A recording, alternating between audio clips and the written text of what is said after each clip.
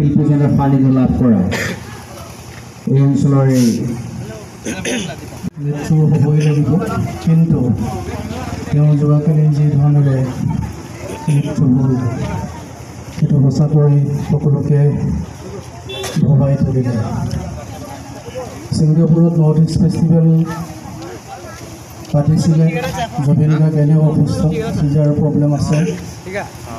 আজি সকলোৱে শ্ৰদ্ধাঞ্জলি জনাবলৈ আহিছে আৰু ঘৰে ঘৰে হয়তো সকলোৱে নিজৰ অন্তৰৰ পৰা এই ধৰণৰ শ্ৰদ্ধাঞ্জলি জনাই আছে।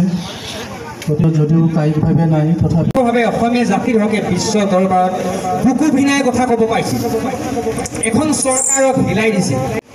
এজন সম্পদ গুচি গ'ল।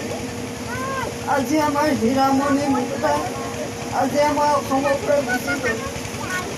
তেওঁৰ আশীৰ্বাদ দিছোঁ এই সংসাৰলৈ যাতে আকৌ উভতি আহে, তাৰ বাবে মই ভগৱানৰ ওচৰত ক্ষমা প্ৰাৰ্থনা কৰিছোঁ।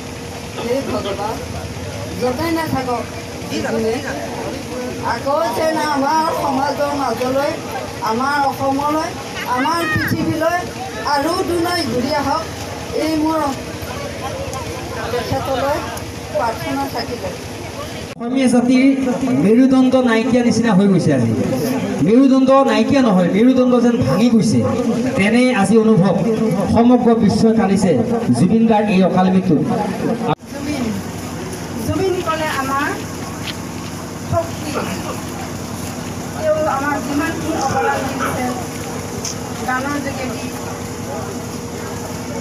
তেওঁৰ গান যাতে যেতিয়ালৈ পৃথিৱীখন থাকে তেতিয়ালৈ যেন চলি থাকে, এইটোকে কৈ মই পলকতে উঠি মোক কৰিলে ককা